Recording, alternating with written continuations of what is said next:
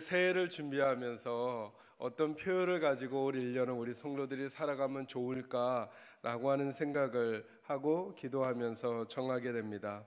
그런데 올해는 제가 하나님께서 제게 주신 마음이 이런 마음이 있었습니다. 지금까지 지내온 것도 하나님의 은혜임에 틀림이 없습니다. 저희가 높은 위치에 있든 그렇지 못한 상황에 있든 또 일이 잘 되어서 왕성하게 되었든 아니면 어떤 일을 마무리해야 할 수밖에 없는 상황에 있든 사실은 지금 그 상황 때문에 우리가 마음이 아프고 힘이 들고 또 너무 우쭐하고 그러기는 하지만 돌이켜서 한순간 한순간을 보면 지금까지 지내온 모든 것이 하나님의 은혜가 아닐 수 없다는 생각을 꼭 하게 됩니다. 저는 저희 교회를 보면서 제가 올해 이제 담임 목사로 12년째 여러분과 함께 섬기게 되는데요. 지난 11년을 돌이켜 보면 정말 하나님의 은혜가 아닌 것이 하나도 없습니다. 여러분과 이런 말씀을 나눌 기회가 많이 있지는 않지만 제가 처음 담임 목사가 됐을 때에도 저희 교회는 이 공간에 그리고 적은 주차 공간이 있었습니다. 그래서 주변에 많은 분들이 우리 교회는 성장할 수 있는 가능성이 그닥 많지 않다는 얘기를 솔찬히 들을 수 있었습니다. 그래서 어느덧 시간이 지났는데 하나님이 저희 교회에 1000명이나 되는 식구들이 예배할 수 있는 인원을 허락해 주셨어요. 1000명이 되었을 때 제가 들었던 얘기는 우리 교회가 예배 공간을 다른 데로 옮기지 않으면 1000명이 최고로 많이 모이는 숫자일 수 있을 것이다 라는 이야기 많이 들었어요. 그리고 경제적으로도 자꾸 어려워지는 국가 경제와 연결해서 교회도 힘이 들어질 것이라고 하는 이야기를 듣곤 했답니다. 그런데 작년에 저희 교회는 하나님께서 해마다 조금씩 더 많은 식구들을 보내주셔서 1400명이 훌쩍 넘는 인원들이 예배하는 교회로 성장하게 됐어요. 그동안 본당의 예배 공간은 그대로고 주차 공간도 변화된 것이 없어요. 물론 제가 지금도 듣고 있어요. 2부 예배 때나 3부 예배 때 주차자를 찾느라고 30분씩 다니시는 분들이 있으시대요. 제가 늘 가슴이 아픈 건 뭐냐 하면 믿음이 좋으신 분들이라면 30분을 헤매고서라도 자리를 잡고 예배당에 들어오는 것 불편하다라고는 생각하지만 감내해 주실 수 있겠는데 혹시 몇십 년 만에 혹시 몇 년 만에 아내의 전도에 의해 또 기도에 의해 억지로 한번 오셨던 그분이 30분 이상 헤매시다가 자리를 잡지 못하신다면 그분에게는 그날이 하나님의 전에 올 수 있는 좋은 기회를 놓치는 시간은 아닌가라고 하는 안타까움이 마음에 있기는 해요. 그럼에도 불구하고 이 공간, 이 상황에서도 하나님께서 저희 교회를 이렇게 성장하게 해주시고 재정적으로도 다른 사역들을 감당하는데 무리가 없도록 해주셨습니다. 근데 작년 말에 제가 계속 기도하면서 하나님께서 제게 주신 마음은 뭐냐 하면 그러니까 이제 됐다 이 마음이 아니라 그런 우리가 더더욱 우리 힘으로 이것을 일구거나 우리의 노력으로 이것이 된 것이 아니라 앞으로도 하나님의 은혜가 우리 교회는 더더욱 필요하다라고 하는 생각이 들었습니다.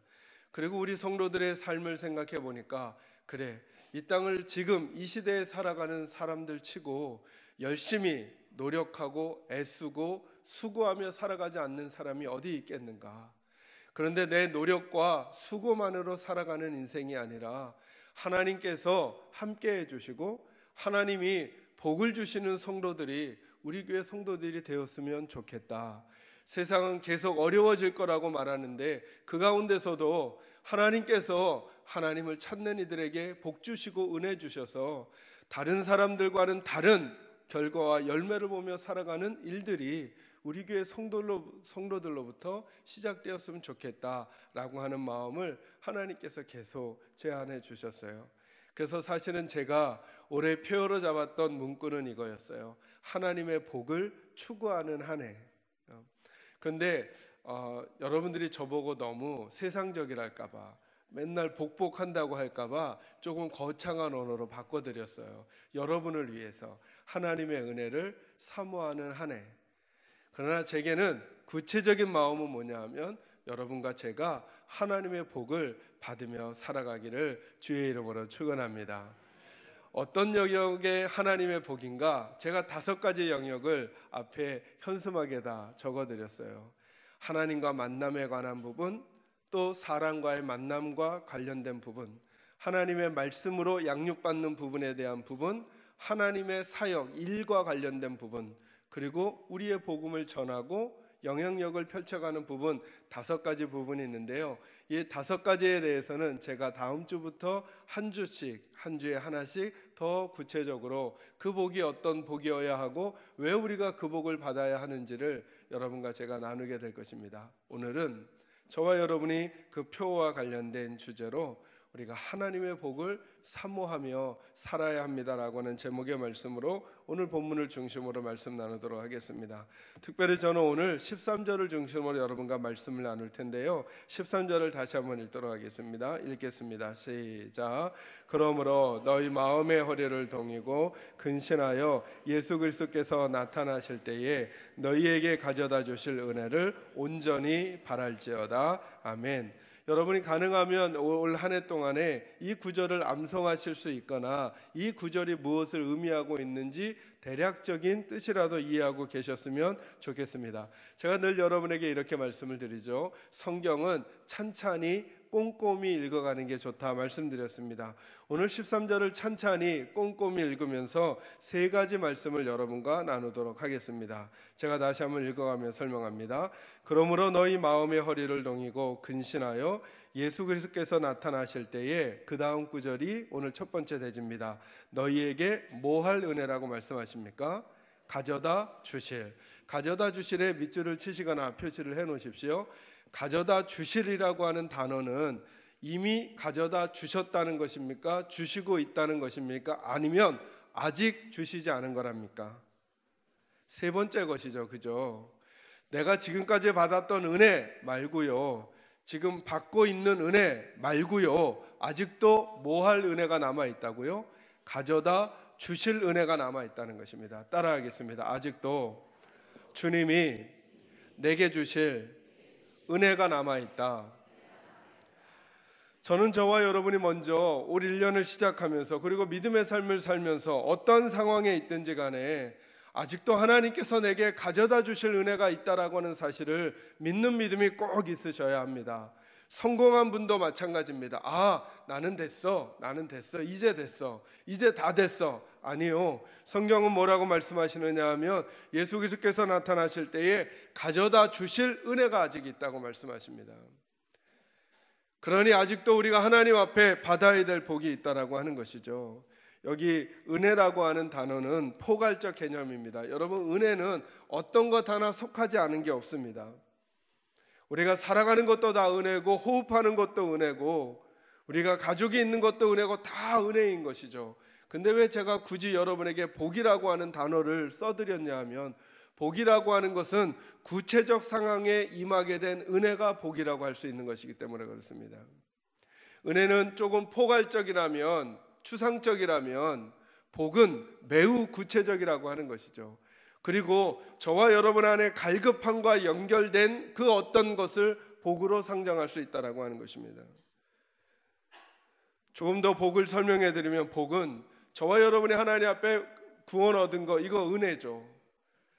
그런데 그 구원 얻은 은혜를 누리며 살아가는 게 복이라고 할 수 있습니다. 제가 우리 교회에서 중요하게 여기는 성경 구절이 요한복음 10장 10절이라 그랬죠. 주님이 우리에게 온 이유는 내가 너희들로 하여금 생명을 얻게 하고, 그 다음에 뭐라 그랬습니까? 더 풍성하게 하려 함이라. 그러니까 하나님께서 꿈꾸시는 그림이 뭐냐 하면, 예수 믿는 사람들이 교회 나와서 예수 믿고 구원받아 천국 가는 것만이 하나님의 그림이 아니라는 거예요.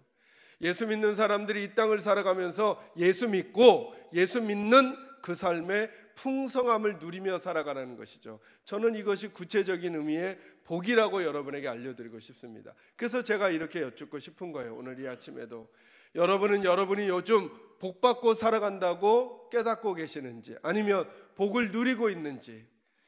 만약에 그렇지 못하다고 생각한다면 올 1년은 구체적으로 하나님 앞에 복을 사모하는 한 해가 되시기를 주님의 이름으로 축원합니다. 가져다 주신 은혜 말고, 가져다 주셨던 복 말고 아직도 가져다 주실 은혜가 남아있다고 말씀하고 있습니다. 여러분, 하나님의 복은 사람의 복과 좀 다릅니다. 하나님의 복과 사람의 복이 다르다는 것을 하나님이 아주 민감한 어떤 예를 통해서 우리에게 알려주신 적이 있어요. 그게 이삭의 아들들이었던 에서와 야곱의 이야기입니다. 여러분도 잘 아시죠? 에서가 쌍둥이 형이고 야곱이 쌍둥이 동생입니다. 에서가 장자이기 때문에 이삭의 복은, 아버지의 유산은, 복은 모두 다 장자에게 넘어가는 것이었습니다. 그런데 이것이 뒤바뀌는 사건이 하나 생깁니다. 그게 뭐냐면 에서가 바깥에 나가서 상향을 하고 돌아오는데 너무 배가 고픈 거예요. 너무 배가 고프니까 뭘 먹을 것을 찾는데 동생 야곱이 엄마의 지도를 받아서 형에게 팥죽 한 그릇을 주면서 이렇게 딜을 합니다. 내가 팥죽을 줄 테니까 형의 장자권을 내게 달라고. 이 문제를 잘 살펴보면 에서도 그렇고 그리고 야곱도 그렇고 윤리 도덕적인 면에서는 매우 문제가 많습니다. 첫 번째, 야곱의 입장에서 형이 배가 고프다고 하는데 장자권을 달라고 하면서 그의 긴급한 상황을 이용해서 그 권한을 빼앗고 밥 한 그릇 주는 동생이 어디 있습니까? 하나님은 그 야곱을 칭찬하시는 게 아니에요. 여러분, 에서 입장에서 생각해 보면 어찌 보면 그는 어리석은 선택을 하는 게 아니라 실리적인 선택을 한 건지도 모릅니다. 지금 당장 배가 고파서 살기가 힘든데 그 장자권이라는 게 무슨 의미가 있겠어요? 지금 빨리 실리를 추구하고 거기에서 도움을 입는 게 낫죠. 하나님은 도덕적인 문제로 에서와 야곱의 이야기를 우리에게 주시는 게 아닙니다. 이건 좀 더 하나님의 복을 어떻게 취급하는가에 대한 두 사람의 태도를 저와 여러분에게 알려주고 있는 것입니다. 우리도 이 땅을 살면서 진리를 추구할 때가 있습니다. 진리를 추구하기 위하여 하나님의 가치와 하나님의 법을 소홀히 여기고, 에이 그건 뭐 지금 이 순간에는 내게 구체적으로 뭔가 영향을 주지 않는 거야 라고 생각하니까 그건 대충 뒤로 밀어놓고 진리를 추구합니다. 에서처럼요. 근데 하나님은 말씀하는 거죠. 그렇게 하나님께서 가져다 주실 복을 소홀히 여기는 사람이 어찌 되는지를 에서를 통해서 보여주는 것입니다. 우리에게 야곱처럼 약삭빠르게 얕게 다른 사람의 약점을 잡고 자기 유익을 취하라고 권면하라고 그 본문을 주시는 게 아닙니다. 그 야곱이 가지고 있는, 나는 무슨 방법을 써서든 하나님의 복을 받아야 된다라고 하는 그 간절한 하나님의 복에 대한 바른 태도를 말하는 것입니다. 저는 오늘 이 아침에 여쭙고 싶은 것입니다. 여러분은 정말 하나님의 복을 사모하고 계십니까?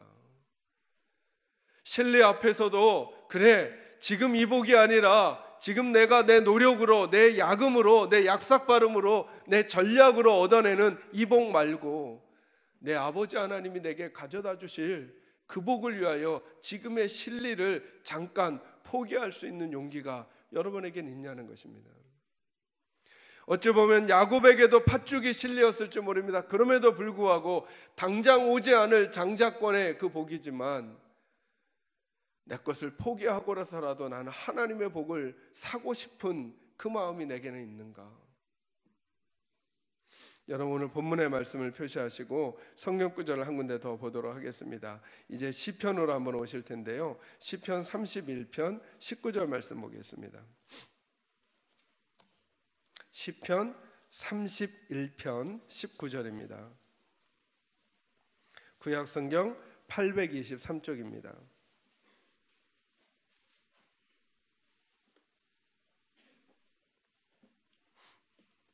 시편 31편 19절 말씀 같이 읽을까? 읽습니다. 시작. 주를 두려워하는 자를 위하여 쌓아두신 은혜, 곧 주께 피하는 자를 위하여 인생 앞에 베푸신 은혜가 어찌 그리 큰지요. 아멘. 찬찬히 꼼꼼히요. 주를 두려워하는 자를 위하여 뭐한 은혜요? 쌓아두신 은혜가 있다는 것입니다. 쌓아두신 애 꼭 밑줄을 치거나 표시를 해놓으십시오. 그러니까 하나님은 저희들에게 인색한 하나님이 아니시라는 거예요. 그러니까 이 생각부터 바꿔야죠. 하나님은 우리에게 복 주시기를 원하시는 하나님이세요. 그러니까 우리를 위해 쌓아두신 은혜가 있다는 거예요. 만약에 오늘 이 말씀을 듣고 여러분의 마음이 바뀌고 여러분의 생각이 바뀌시거든, 아 그렇구나, 하나님이 아직도 나를 위하여 쌓아놓으신 은혜가 있구나, 그 은혜를 내가 올 1년에는 내 구체적인 상황 속에 하나님의 복으로 받으며 살아갔으면 좋겠다. 그래서 기도하지 않았었다면 이제는 구체적으로 기도하십시오. 이런 제목 가지고 기도해도 될까? 여러분, 기도 제목에는 제한이 없는 것입니다. 아버지와 어머니를 신뢰하는 자녀는 아버지와 어머니에게 말도 안 되는 것을 부탁할 수 있습니다. 물론 육신의 부모는 다 해줄 수 없는 한계가 있으니까 그렇죠. 근데 여러분, 우리가 자꾸 철이 들면 될 것과 안 될 것을 우리가 먼저 구분합니다. 저는 예수님이 그렇게 말씀하셨잖아요. 어린아이와 같지 아니하면 하나님의 나라에 들어갈 수 없다, 이렇게 말했잖아요. 그럼 우리는 늘 먼저 무슨 생각하냐면, 맞아, 애들이 순수하고 착하니까. 제가 늘 말씀드리죠. 애들은 순수하거나 착하지 않다고. 그렇게 보일 뿐이지. 여러분, 제가 우리 아이들에게 주는 비타민이 얼마나 많은데요.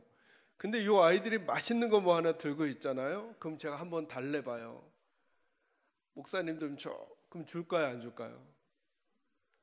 줄까요, 안 줄까요, 여러분? 안 줘요, 여러분. 그 아이들이 밉다고 말하는 게 아니에요. 예수님은 아이들의 착함의 문제를 가지고 얘기한 게 아니에요. 아이들에게만 있는 아주 고유한 특성이 있어요. 그게 뭐냐 하면, 엄마 아빠라면 다 할 줄 알 것처럼 생각한다는 거예요. 저희 아이들은 얼마 전까지만 해도 아빠 말이 다 맞는 줄 알았어요. 이젠 안 그래요. 이젠. 어렸을 땐 아빠 엄마에게 의존하는 의존감이 절대적이에요. 그래서 제가 언젠가 그런 얘기 드렸잖아요. 제가 실제로 시험해 봤다고. 예전에 아내가 치던 피아노가 저희 집에 있었거든요. 그 피아노 위에 어린 제 아이를 이렇게 올려놔요. 여러분, 올려놓으면 누가 더 조심해야 될까요? 애가 조심해야 될까요? 부모가 조심해야 될까요? 부모가요. 왠지 아세요? 애는 부모가 옆에 있으면 거기서 그냥 이렇게 떨어져요. 초등학교 1학년이 되면요, 뛸까? 엄마가 옆에 있다고 뛸까요, 안 뛸까요? 지 엉덩이 뒤로 하고요, 지가 내려오려고 그래요. 지가. 우리도 지금 그런 거 아니에요, 혹시? 믿음의 연수가 자꾸 많아지니까 내가 가진 방법과 내가 가진 능력으로 살려고 하지, 아버지 하나님이 날 도와주셔야 한다는 마음으로 기도의 제목들을 자꾸 꺾어가는 거예요. 이건 내가 인생을 살아봐서 아는데 이건 기도해서 될 문제가 아니야. 내가 공부해봐서 아는데 이건 기도한다고 되는 문제가 아니야. 내가 그런 일 해봐서 아는데 이건 그 문제를 해결할 게 아니야 라고 하면서 기도 제목을 제안하는 거죠. 여러분, 하늘의 해를 어떻게 멈출 수 있어요? 이게 기도해서 될 일이에요? 근데 여호수아는 기도해서 멈췄어요. 여러분, 홍해를 가를 때 홍해를 건너가야 하는데 이게 기도해서 될 일이에요? 아니면 강력한 펌프를 가져와야 될 일이에요? 두꺼운 여리고성을 무너뜨려야 되는데 여러분이 이게 성을 돈다고 될 일이에요? 강한 철퇴를 가지고 부셔도 만만치 않은 성인데 여러분, 우리는 너무 똑똑한 게 아닌가. 그래서 하나님의 복을 구하기보다는 사람의 복만, 신리만 추구하면서 사는 에서와 같은 사람이 되는 건 아닌가. 똑똑한 줄 알았는데 나중에 보니까 하나님의 복을 받지 못하는 그런 가난한 사람이 되는 것은 아닌가라고 하는 것이죠. 저는 올 1년 동안 아직도 하나님이 우리에게 가져다 줄 은혜, 그리고 쌓아두실 은혜가 있다는 사실을 믿는 믿음으로 하나님께 나아가는 저와 여러분이 되시기를 주의 이름으로 축원합니다. 두 번째요, 다시 본문으로 돌아오셔서 한 번만 다시 읽을까요? 같이 읽습니다. 시작. 그러므로 너희 마음의 허리를 동이고 근신하여 예수 그리스도께서 나타나실 때에 너희에게 가져다 주실 은혜를 온전히 바랄지어다. 아멘. 다시 한번 제가 봅니다. 그러므로 너희 마음의 허리를 동이고 근신하여 누가 나타나실 때예요? 예수 그리스도께서 나타나실 때에 우리에게 가져다 주실 은혜가 있다는 거예요.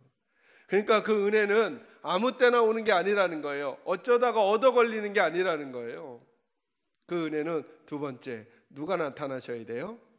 따라합니다. 주님이 나타나셔야 내게 하나님의 은혜가 옵니다. 그러니까 여러분, 주님의 복은, 하나님의 복은 우리에게 언제 오는가? 내 노력만으로 되는 게 아니라 주님이 내게 나타나셔야 한다는 거예요. 물론 이 본문의 말씀은 예수님의 재림 때와 관련된 거예요. 예수님이 재림하실 때 가져다 주실 복이 아직도 남아있다는 거예요. 그런데 여러분, 그것은 재림 때뿐만이 아니라 성경 전체를 관통하고 있는 하나님의 방법이에요. 주님이 나타나시면 그곳에 복이 생깁니다. 그래서 제가 이런 말씀 드리잖아요. 복음서를 읽어보실 때 이런 관점으로 꼭 읽어보세요. 어떤 본문에서 예수님이 계시다가 예수님이 빠져나가시잖아요. 그럼 여기 혼란함이 생길 거예요. 근데 이 본문에 혼란한 문제가 있는데 예수님이 찾아가시잖아요. 그러면 거기는 분명히 문제가 해결될 거예요. 그래서 그 본문 안에 예수님이 계시냐 예수님이 안 계시느냐를 한번 유심히 살피시면서 본문을 읽어보세요. 예를 들어 마가복음 9장에 보면 2절에 어떤 말씀으로 시작되냐면 예수님께서 예수님의 수제자, 예수님의 수석 제자 세 사람과 함께 변화산에 올라가요. 자, 그러면 변화산에 원래 변화산 꼭대기에 누가 없었어요? 원래는 예수님이 없었죠. 근데 예수님하고 예수님의 세 제자가 어디 올라가요? 변화산에 올라갔으니까 여기 지금 누가 계시는 거예요? 예수님이 계시죠. 여기서 무슨 일인가가 일어날 거예요. 왜요? 예수님이 거기 가셨으니까. 그 자리에 모세와 엘리야가 나타나고 예수님과 모세와 엘리야가 대화하는 그 모습을 보고 이 제자 셋이 너무 감명을 받습니다. 그리고 하는 말이 이 말이죠. 여기가 좋사오니, 여기다가 저기가 초막셋을 짓고, 초막셋은 자기네 게 아니겠죠. 예수님 거, 엘리야 거, 모세 거겠죠. 우리는 집도 없어도 되니까, 우리는 머물 곳 없어도 되니까 여기 머물고 싶습니다 라고 할 만한 세상에서 경험하지 못했던 놀라운 곳을 경험하는 일이 거기 생기죠. 거기 누가 계셔요? 예수님이. 예수님이 떠나셨으니까 세 제자와 함께 산 아래는 누가 없는 거예요? 예수님이 없는 9 제자만 남았죠. 9 제자만 남았는데 벙어리 귀신이 들린 어린아이를 데리고 있는 아버지가 아들을 데리고 오는 거예요. 근데 여기 누가 없어요? 예수님이 없어요. 그래서 그 아이를 고치지 못하는 거예요. 그래서 그들이 논쟁하는 거예요. 제자들이 아무리 해도 이 아이를 고치지 못하는 거예요. 제자들에게 능력이 없다라고 하는 문제를 보기 전에 그 본문에 누가 안 계셔요? 예수님이 안 계시는 거예요. 그런데 14절 말씀에 보면 예수님이 변화산에서 내려오시는 거예요. 없던 본문에 누가 찾아오셨어요? 예수님이. 그래서 그 아이가 고침을 받게 되는 것이죠. 저는 여러분에게도 이렇게 여쭙고 싶은 것입니다. 여러분의 인생에, 여러분의 영혼에, 여러분의 가정에 예수님이 함께하고 계시는가? 아니면 예수님이 함께하고 계시지 않는가?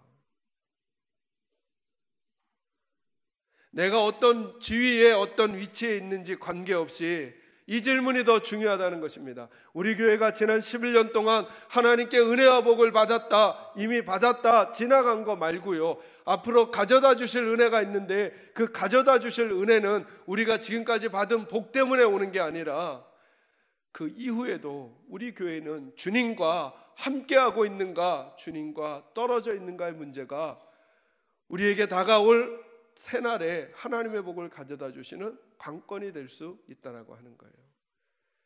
조금 더 이야기를 진행하면요, 마가복음 9장에 예수님의 제자들이 그 아이를 고치지 못했던 이유가 뭐냐 하면 예수님께서 물리적으로 떠나 계셨을 뿐만 아니라 그들의 마음속에 그 아이를 고쳐주고자 할 때 자신들이 귀신을 내쫓았던 자신들의 경험과 능력을 사용하려고 했기 때문에 그런 거예요.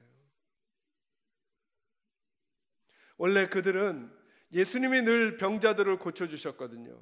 근데 마가복음 9장 앞에 마가복음 6장에 보면 예수님께서 제자들을 2명씩 짝지어 전도여행을 보내요. 여러분 이런 생각 해보시겠습니까?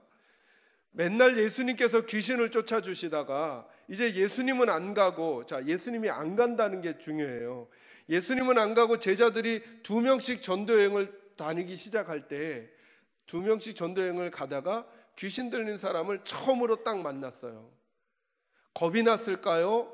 아니면 자신만만했을까요? 지금 누가 함께 가고 계시지 않다고요? 예수님이. 제자들이 귀신 들린 사람을 만났을 때 자신만만했을까요? 겁이 났을까요? 겁이 났겠죠. 왜요? 누가 안 계시니까. 예수님이 안 계시니까. 그러니까 여러분, 그들이 귀신을 내쫓으려고 할 때도 막 두려웠겠죠. 그러면서 마음속으로는 예수님이 간절했겠죠. 예수님이 도와주셔야 합니다라고 하는 마음이 간절했겠죠. 근데 이게 웬일이에요? 그 마음으로 귀신아 물러가라 라고 했는데 귀신이 물러가는 거예요. 그들의 마음속에 물리적으로 주님은 안 계셨지만 주님을 간절히 사모하는, 주님이 나와 함께 하기를 원하는 마음이 있었을 때, 이게 마가복음 6장, 아까 드린 말씀은 마가복음 9장. 이 마가복음 6장에서, 그래서 6장 13절에 보면 제자들이 2명씩 나가서 많은 귀신을 내쫓았대요. 왜요? 예수님은 물리적으로는 동행하지 않았지만 그들의 심령 안에 동행하고 계셨던 거죠. 마가복음 9장에서는요, 귀신 들린 아이 하나에다가 제자들이 9명이에요. 한번 그 상황을 떠올려 보세요. 제자들이 두려웠을까요? 자신만만했을까요? 자신만만했을 것 같아요. 왜요? 애도 귀신 들린 애. 우리는 지금 몇 명이에요? 9명. 2명씩도 귀신을 많이 내쫓은 경험까지 있는 9명이니까 그들이 자신만만했죠. 여기에 키포인트예요. 예수님이 함께하고 계셔요? 예수님이 물리적으로 떨어져 계셔요? 떨어져 계신데도 두렵고 떨리는 마음이 없고 자신만만한 생각이 들기 시작한 거예요. 그러니까 결국 조금 더 평이하게 설명하면 누가 없어도 될 것 같은 생각이 든 거예요.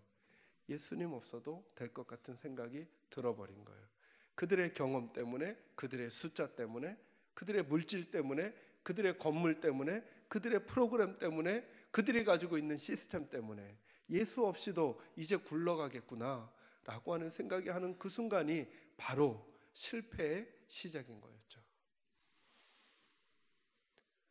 우리에게 가져다 주실 하나님의 은혜는 언제 오는가? 주님이 우리와 함께하고 계셔야 하는 거예요. 저는 말하기는 올 1년 동안에도 우리 교회와 주님이 함께해 주시기를 간절히 소망합니다. 그럴 뿐만 아니라 여러분 개인과 가정 외에도 다시 나는 주님과 동행하고 있는가, 아니면 나는 주님 없이 나 홀로 살고 있는가를 점검하시고 주님을 모시는 한 해가 되시기를 주의 이름으로 축원합니다. 마지막 세 번째로요, 13절 말씀 제가 다시 한번 읽어드립니다. 그러므로 너희 마음의 허리를 동이고 근신하여 예수 그리스도께서 나타나실 때 너희에게 가져다 주실 은혜를 어떻게 하라고요? 온전히 바라라, 이렇게 말합니다. 여러분, 온전히 바란다는 게 무슨 말일까요? 온전히 바란다는 게, 온전히 바란다는 것을 미리 앞부분에서도 설명해줘요. 너희 뭐를 동이라 그래요? 마음의 허리를 동이라 그러죠. 허리를 동인다는 건 뭘까요? 뭔가 하기 전에 허리띠를 딱 조이는 걸 말하는 거예요. 그런데 허리띠 조이는 거 말고 어디를 조이라는 거예요?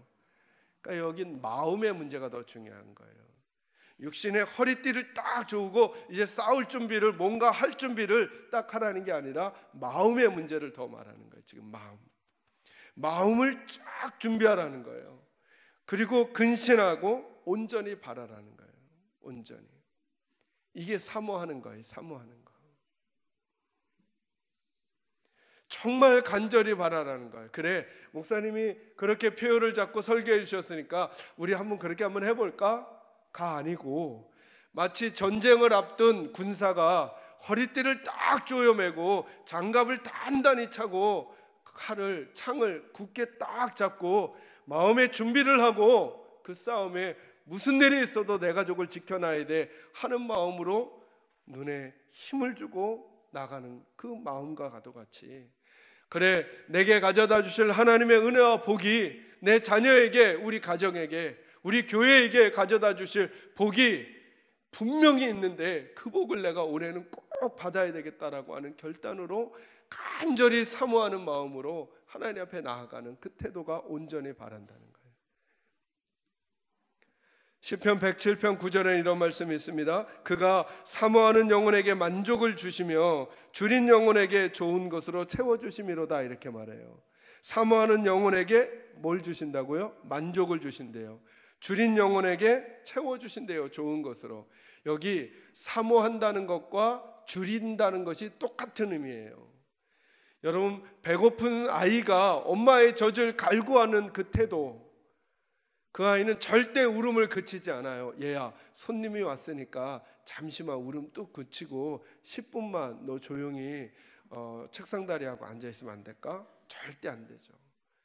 얘야, 엄마가 너무 급하니까 너 지금 울지 말고, 너 젖이 배고파서 그런 거 엄마 충분히 이해해. 논리적으로 설득한다고 될까요? 안 돼요. 걔는. 그 아이가 우는, 줄인 아이가 우는 것 같은 게 사모하는 거라는 거예요. 제가 어려서 배웠던 기도하는 모습에, 제가 어제 우리 신년 할례식을 하면서도 우리 일꾼들과 함께도 그 말씀 나누는데요, 제가 어려서 배웠던 기도 방법은 뭐냐면 이거였어요. 백가죽이 등가죽에 붙을 것 같은 마음으로 기도하라는 거예요. 맞아요. 기도의 방법은 여러 가지가 있을 수 있어요. 소리를 내는 기도, 잠잠하게 하는 기도, 묵상하는 기도. 그러나 저는 기도의 원형은 하나님 앞에 통성으로 간절히 목소리를 내며 기도하는 거라고 생각하는 거예요. 왜요? 내 상황이 그렇게 다급한데 어찌 그럴 수 있냐고요. 어찌 그렇게 매너를 지킬 수 있냐고요. 제가 하나님을 처음 만나기 시작했던 때가 기도원에서 어느 집회에 참여했을 때예요. 여러분이 저를 보다시피 저는 매우 매너 있는 스타일이잖아요. 근데 기도원에 갔는데 이건 제 스타일이 아닌 거예요. 박수를 치지를 않나, 막 기도하는데 울면서 막 이러질 않나. 저는 그래서 박수 하나도 안 치고 손 딱 모으고 그냥 정식으로 찬양만 했어요. 기도하는데 왜 그렇게 막 소리를 지르고 우는지 저는 조용히. 근데 어느 여전도사님이 설교하는데 이러는 거예요. 우리가 하나님을 만나고자 할 때 때로는 자기 자존심을 버려야 합니다. 이 말을 딱 하는 순간 그 말이 제게 딱 걸렸어요. 내가 왜 찬양을 열심히 부르지 않았나? 제 자존심 때문에. 이 모습을 후배들이, 다른 사람이 보면 날 뭐라고 할까? 아이, 괜찮은 사람으로 비춰져야지 하는 생각에 저는 찬양을 열심히 하잖아요. 나는 왜 기도를 열심히 소리쳐 하지 않았는가? 제 자존심 때문에. 다른 사람이 나를 뭐라고 할까? 미쳤다고 하면 어떡해? 광신자라고 하면 어떡해? 나는 아주 지극히 정상인데. 이 마음 때문에 열심히 기도하지 않았어요. 그리고 그때 제게는 아무 일도 일어나지 않았어요. 근데 그 소리를 듣는 순간 하나님이 제 마음을 바꾸셨어요. 그래, 넌 네 자존심이 중요하니 하나님을 만나는 게 중요하니. 전 하나님을 만나는 게 중요하다는 생각을 깨닫게 됐어요. 그리고는 그 다음부터 누구보다도 열심히 기도하고 찬양하려고. 여러분 상상이 안 가시죠? 이렇게 다 앉아 계시는데 저만 벌떡 일어나서 막 손 흔들면서 찬양하고 그랬던 모습이 지금은 하루도 잘 못할 것 같아요. 그땐 제가 뭐 이상해지긴 했었나 봐요. 기도할 때 누가 보든 상관없이 백가죽이 등가죽에 붙을 만큼 간절히. 저는 여러분도 이제부터 그렇게 기도하라는 말씀을 드리는 게 아니라 그건 제가 깨달은 저의 방식이었어요. 그런데 정말 내 마음은 그렇게 간절한가는 한번 점검해 보셔야 한다는 것입니다. 소리를 내시든 소리를 내지 않으시든, 손을 드시든 손을 드시지 않든, 박수를 치든 박수를 치지 않든, 아니 내가 사모하는 나의 간절한 표현은 열심히 손을 들고 하나님 앞에 기도하는 거야. 심지어 다른 사람은 손을 다 내려도 나는 손을 안 내릴 거야. 그리고 내가 하나님께 은혜 받을 거야 라고 하는 건 너무나 초등적인 태도인 것 같지만 그게 나의 간절함의 표시라면 하나님은 그 마음을 보실 거거든요. 저는 이렇게 여러분이 하나님을 사모하면서 올 1년 동안 하나님의 복을 받으며 살아가기를 주님의 이름으로 축원합니다. 기도하겠습니다.